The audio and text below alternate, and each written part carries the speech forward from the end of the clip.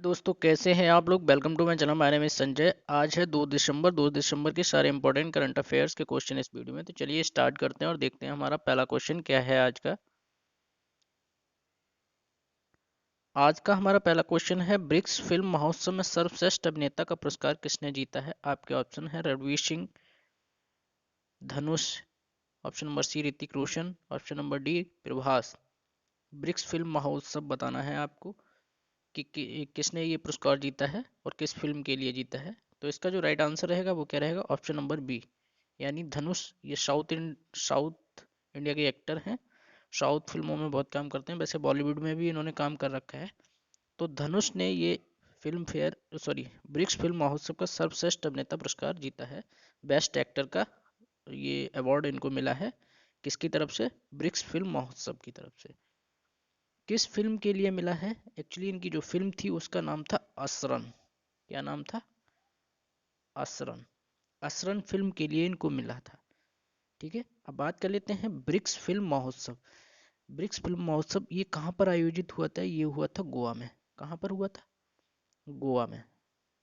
तो आप लोग याद रखिए, गोवा में इसका ये कार्यक्रम हुआ था ब्रिक्स फिल्म महोत्सव का। और गोवा में ही ये अवार्ड दिया गया था धनुष को। इसका ये छठवां संस्करण था। कौन सा, छठवां, सिक्स्थ एडिशन था इस अवार्ड शो का। फिल्म मैंने बता दी, असरन नाम है इसका। और साथ ही साथ अभिनेत्री का भी याद रखिए, ब्रिक्स फिल्म महोत्सव में सर्वश्रेष्ठ अभिनेत्री का पुरस्कार किसे मिला। तो इनका नाम है लारा सॉरी लारा बोल्डोरिनो। लारा बोल्डोरिनी, बोल्डोरिनी, ठीक, लारा बोल्डोरिनी या ब्राजीला ब्राजीला फिल्म के लिए इनको मिला। ठीक है, तो आप लोग याद रखिए लारा बोल्डरिनो। और धनुष को किस फिल्म के लिए मिला है, असरन फिल्म के लिए। चलिए अब हम नेक्स्ट क्वेश्चन देखते हैं। हमारा अगला क्वेश्चन क्या है, हमारा अगला क्वेश्चन है, ईडब्ल्यूएस कोटा के मानदंड पर फिर से विचार करने के लिए केंद्र सरकार ने कितने सदस्य समिति बनाई है। देखिए, ईडब्ल्यूएस इकोनॉमिक वीकर सेक्शन, ये जो क्लास होती है आर्थिक रूप से कमजोर वाले लोगों के लिए, ये एक रिजर्वेशन दिया था कुछ दिन पहले जब नीट की जो एग्जाम हुआ था उसमें क्या था, 10% का रिजर्वेशन दिया था जो इकोनॉमिकली वीकर सेक्शन के लोग हैं उनके लिए। तो उसको लेके विवाद खड़ा हो गया था। लोगों ने हंगामा किया कि इसका सही रूप से इस्तेमाल नहीं किया जा रहा है, किसी को फ़ायदा मिल रहा है, किसी को नहीं भी मिल रहा है। इस चक्कर में केंद्र सरकार ने इसको एक विवादित रूप ना देते हुए दोबारा से इसकी एक समिति बैठाई है। और वो आपको बताना है कितने लोगों की समिति है इसमें सुधार के लिए काम कर रही है। तो इसका जो राइट आंसर रहेगा वो क्या है, ऑप्शन नंबर बी यानी कि 3 सदस्यीय समिति है। 3 लोगों की समिति है, 3 सदस्य हैं इसमें समिति में, जो इस पर विचार करेंगे और इसको आगे सुधार के लिए तैयार करेंगे कि ये आज जो रिजर्वेशन दिया जा रहा है 10%, ये सही है या गलत है, या इसको तरीका बदला जाएगा कि किस तरीके से इसको अप्लाई किया जाना चाहिए। अब बात करेंगे जो इस समिति के हेड हैं, इस समिति के अध्यक्ष हैं, जो इसको अध्यक्षता कर रहे हैं इस समिति के, वो कौन है, अजय भूषण पांडे। कौन है, अजय भूषण पांडे जी। अजय भूषण पांडे जो कि पूर्व वित्त सचिव भी रह चुके हैं। और अन्य जो जो लोग हैं उनका नाम क्या है, एक का नाम है प्रोफेसर बीके मल्होत्रा और दूसरी का नाम है श्री संजय सान्याल। ठीक है, एक कौन है, प्रोफेसर बीके मल्होत्रा, और दूसरे हैं श्री संजय सान्याल। और जो हेड हैं, अध्यक्षता कर रहे हैं, वो कौन है, अजय भूषण पांडे जो कि पूर्व वित्त सचिव हैं। ठीक है, पूर्व वित्त सचिव थे। ठीक है, चलिए नेक्स्ट क्वेश्चन देखते हैं। हमारा अगला क्वेश्चन क्या है, हमारा अगला क्वेश्चन है, बीएसएफ ने अपनी कौन सी भी वर्षगांठ मनाई है। अभी हाल ही में बीएसएफ ने अपनी वर्षगांठ सेलिब्रेट की है, उनका रेजिंग डे हुआ था। तो उन्होंने कौन सा अपना रेजिंग डे सेलिब्रेट किया है, यानी जिस दिन ये जो फोर्स थी वो बनी थी उसको सेलिब्रेट किया था उन्होंने। तो वो आपको बताना है, और ये कौन सी उनकी वर्षगांठ है, अब तक कितनी बार वो इसको सेलिब्रेट कर चुके हैं। तो ऑप्शन है 53वीं, 53वीं या 57वीं या 61वीं या 63वीं। ठीक है, तो आपको बताना है। तो इसका जो राइट आंसर रहेगा वो क्या है, बीएसएफ ने अपनी 57वीं 57वीं वर्षगांठ सेलिब्रेट की है। ये 1 दिसंबर को की थी, यानी कल, आज 2 दिसंबर है तो कल बीएसएफ ने अपना ये रेजिंग डे मनाया था। बात करें बीएसएफ की, तो बीएसएफ के जो महानिदेशक हैं वो कौन है? पंकज कुमार सिंह।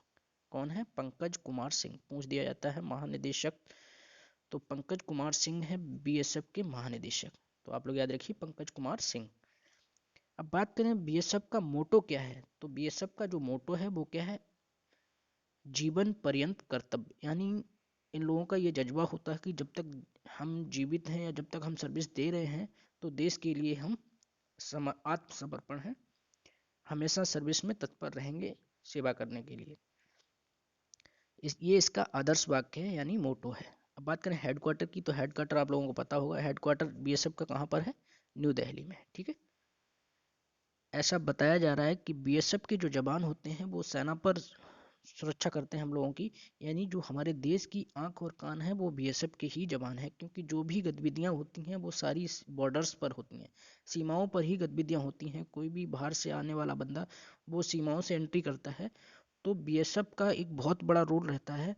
कोई भी घटना होती है वो बीएसएफ उसमें जिम्मेदार होती है। अगर कुछ होता है, पहली बात तो हमारी जो फोर्सेस हैं उनकी वजह से देश बहुत सही सिक्योरिटी के रूप में देखा जा सकता है। अगर ये सेनाएं ना हो तो हम लोग कुछ भी नहीं है, ये सब हमारी सेवा के लिए लगे हुए हैं। तो ये याद रखिए बीएसएफ ने अपना 57वीं वर्षगांठ मनाई है। ठीक है। चलिए नेक्स्ट क्वेश्चन देखते हैं। और इसकी जो स्थापना है वो भी आप लोग याद रखिए 1 दिसंबर 1965। 1 दिसंबर 1965 को इसकी स्थापना हुई थी। हेडक्वार्टर मैंने बता दिया, और इसका आदर्श वाक्य जीवन पर्यंत कर्तव्य। ठीक है। नेक्स्ट क्वेश्चन देखते हैं, हमारा अगला क्वेश्चन क्या है। हमारा अगला क्वेश्चन है विश्व एड्स दिवस 2021 कब मनाया गया है? आपको बताना है। एड्स दिवस जो होता है वो हर साल मनाया जाता है, इस बार भी मनाया गया है। वो कब मनाया गया है? ऑप्शन है 29 नवंबर, 1 दिसंबर, 2 दिसंबर या 28 नवंबर। तो इसका जो राइट आंसर रहेगा वो क्या है? Option number B. 1 दिसंबर को वर्ल्ड एड्स डे मनाते हैं। और ये क्यों मनाते हैं? देखिए एड्स एक बहुत ही खतरनाक और जानलेवा बीमारी है, और ये एक वायरस के द्वारा फैलती है। वायरस का नाम क्या है? वायरस का नाम है HIV। HIV वायरस का नाम है, जिससे लोगों में एड्स होता है। और दुनिया भर में इसकी जागरूकता, इस लोगों को अवेयरनेस फैलाने के लिए इस दिन को हम सेलिब्रेट करते हैं, जिससे क्या हो, इस बीमारी से बचा जा सके और ज़्यादातर लोगों को ये बीमारी ना हो, वो अपना देखभाल करें। तो ये सबसे पहले तो आपको एड्स का पूरा नाम पता होना चाहिए। एड्स क्या है? Acute amino deficiency syndrome. A for acute, I for amino, D for deficiency, और एस फॉर सिंड्रोम। ठीक है। एक्यूट इम्यूनो डिफिशियंसी सिंड्रोम, ये है एड्स। तो एड्स हम सेलिब्रेट इसीलिए करते हैं कि लोगों को बताया जा सके ये बहुत ही घातक बीमारी है, जिसको हो जाता है बड़ा दिक्कत होती है, जान जाती चली जाती है। तो आप लोग याद रखिए। और इस बार की जो 2021 की थीम है वो क्या है, वो याद रखिए। थीम जो है वो end inequality, end inequalities and AIDS. ठीक है।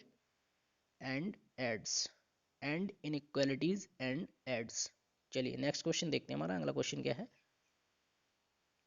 हमारा अगला क्वेश्चन है डेमोक्रेसी पॉलिटिक्स और गवर्नेंस, ये मिसप्रिंट है, पुस्तक किसके द्वारा लिखी गई है? यानी ये जो डेमोक्रेसी पॉलिटिक्स और गवर्नेंस एक बुक है वो किसके द्वारा लिखी गई है? आपके ऑप्शंस हैं doctor A Suryaprakash, option A है doctor A Surya Prakash, option B है वेंकैया नायडू जी, ऑप्शन सी है शशि थरूर, और ऑप्शन डी है नितिन गडकरी। तो इसका जो राइट आंसर रहेगा वो क्या है? Option number A.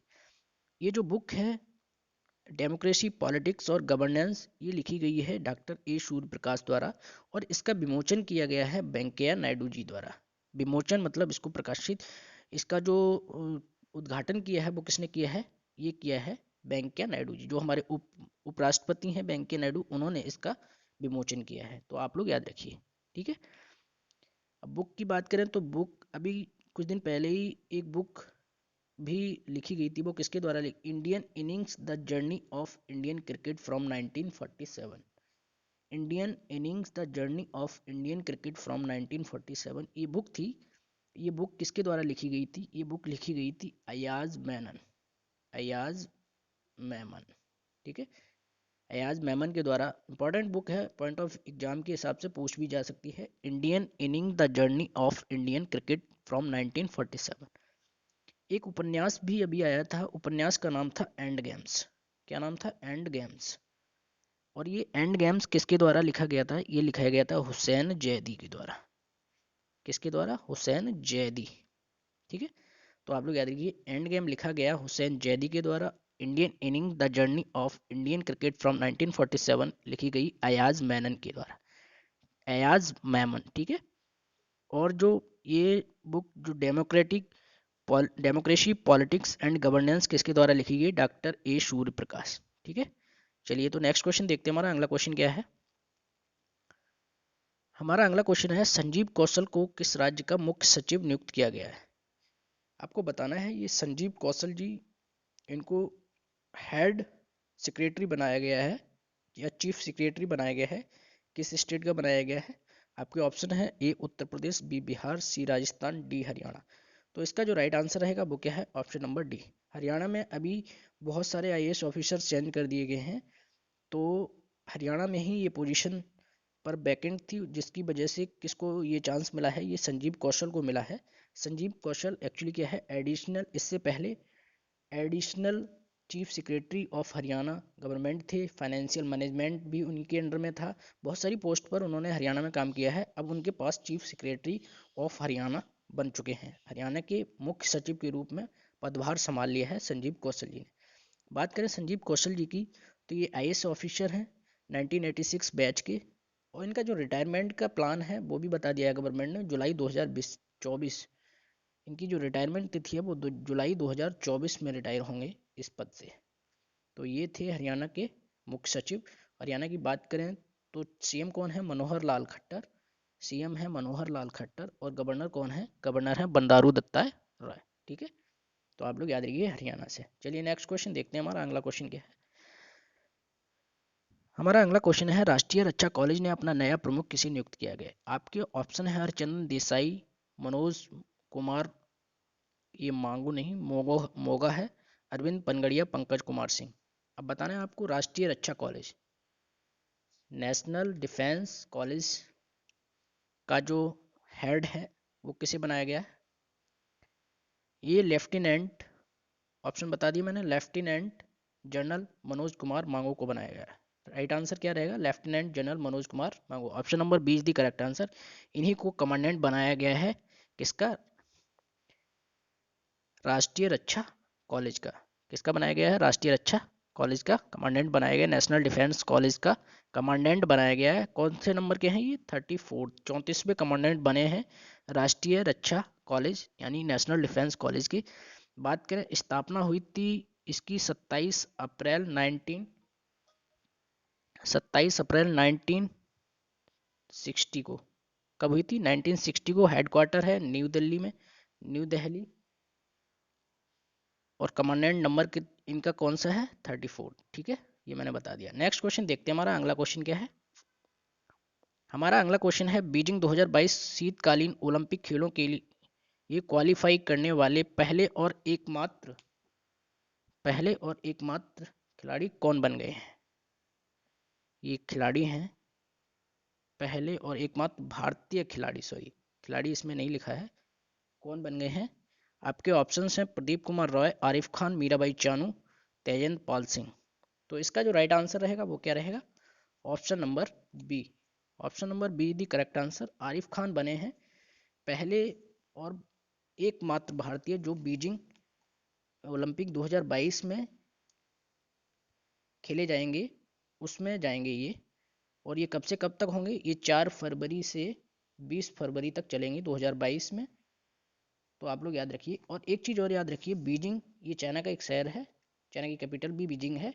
तो बीजिंग ऐसा शहर है दुनिया का जिसमें दोनों ही ओलंपिक हो चुके हैं, यानी कि ये विंटर ओलंपिक्स और समर ओलंपिक्स। तो आप लोग याद रखिए, ठीक है, कि चाइना ऐसा कंट्री बना है जिसमें दोनों ये शीतकालीन ओलंपिक और ग्रीष्मकालीन ओलंपिक दोनों को होस्ट करने का इसको मौका मिला है। ठीक है, इंडिया के एकमात्र खिलाड़ी कौन है? आरिफ खान। तो आप लोग याद रखिए, ठीक है। नेक्स्ट क्वेश्चन, और ये कब से कब तक, और इसका ये जो संस्करण है वो कौन सा है ये भी याद रखिए, ये 24वां संस्करण है। कौन सा? 24वां संस्करण, 24th एडिशन है इसका। और इससे पहले कब इसने होस्ट किया था, बीजिंग ने? इससे पहले जो होस्ट किया था वो समर ओलंपिक था, ग्रीष्मकाल ओलंपिक था, जो कि 2008 में हो इनको मौका मिला था, 2008 में। ठीक है, तो आप लोग याद रखिए इस क्वेश्चन से। अपने कौन गए हैं? अपने देश के आरिफ खान। नेक्स्ट क्वेश्चन देखते हैं, हमारा अगला क्वेश्चन क्या है। हमारा अगला क्वेश्चन है, पुष्कर महोत्सव का आयोजन 12 साल बाद कहाँ पर किया जा रहा है? पुष्कर महोत्सव बताना है आपको। पुष्कर महोत्सव और पुष्कर मेले में अंतर है, तो कंफ्यूज नहीं होना है। ये पुष्कर महोत्सव है तो ये कहाँ पर हुआ है? इसका जो राइट आंसर रहेगा, ऑप्शन देख लीजिए पहले। ऑप्शन क्या है? मध्य प्रदेश, पश्चिम बंगाल, अजमेर, कानपुर। तो इसका जो राइट आंसर रहेगा, सॉरी, इसमें क्या है, इसमें एक ऑप्शन गलत है, तो इसको मैं काट देता हूँ। इसमें एक ऑप्शन जम्मू कश्मीर भी है। अभी आप लोग कुछ तो समझदार होंगे तो समझ गए होंगे, ये मिसप्रिंट है ऑप्शन, JNK लिख देता हूँ, जम्मू कश्मीर। ठीक है, तो पुष्कर महोत्सव बताना है। तो ये कहाँ पर होगा, ये कहाँ पर हो रहा है? ये चल रहा है JNK में ही चल रहा है। कहाँ पर चल रहा है? जम्मू कश्मीर। जम्मू कश्मीर में भी, कश्मीर में शादीपुरा घाटी में ये आयोजन होता है। और ये होता किस लिए है? ऐसी मान्यता है वहाँ के लोगों की कि जो नदियाँ हैं, नदियों में स्नान करने से जो भी पाप आप धुल जाते हैं, वही है इनका ये महोत्सव का पूरा मतलब यही है। इसमें लगभग 20,000 यात्री जा चुके हैं इस महोत्सव। ये 2 दिसंबर को समाप्त हुआ होगा, आज ही होगा, यानी कि ये चल रहा है। तो इसका जो समापन दिन है वो आज ही है, 2 दिसंबर को। तो आप लोग याद रखिए, ये झेलम और सिंधु नदी के संगम पर लोग जाते हैं, वहाँ पर स्नान करते हैं। ये स्थान है सिंधु का और झेलम का जो संगम होता है, उस जगह पर स्नान करना शुभ माना जाता है। और ये कहाँ पे हो रहा है? कश्मीर के शादीपुरा घाटी में। और 12 साल तो ये लास्ट कब मनाया गया था? लास्ट मनाया गया था 2009 में। कब मनाया गया था? 2009 में। तो इम्पोर्टेंट क्वेश्चन है, 12 साल के बाद भी हुआ है, और कहाँ पे हुआ है? ये कश्मीर की शादीपुरा घाटी में। ठीक है, और ये पुष्कर मेला नहीं है, पुष्कर मेला अलग है। पुष्कर मेला पशुओं का मेला है, ऊँटों की खरीदारी होती है, और वो कहाँ होता है? वो राजस्थान में होता है। ठीक है, तो आप लोग याद रखिए। नेक्स्ट क्वेश्चन देखते हैं, हमारा अगला क्वेश्चन क्या है। तो ये थे सारे इंपॉर्टेंट क्वेश्चन। उम्मीद है आप लोगों को अच्छे लगे होंगे, और अच्छे लगे हों तो आप लोग अपने दोस्तों को भेजिए, और चैनल पर नए हो तो सब्सक्राइब करिए। Thank you, take care.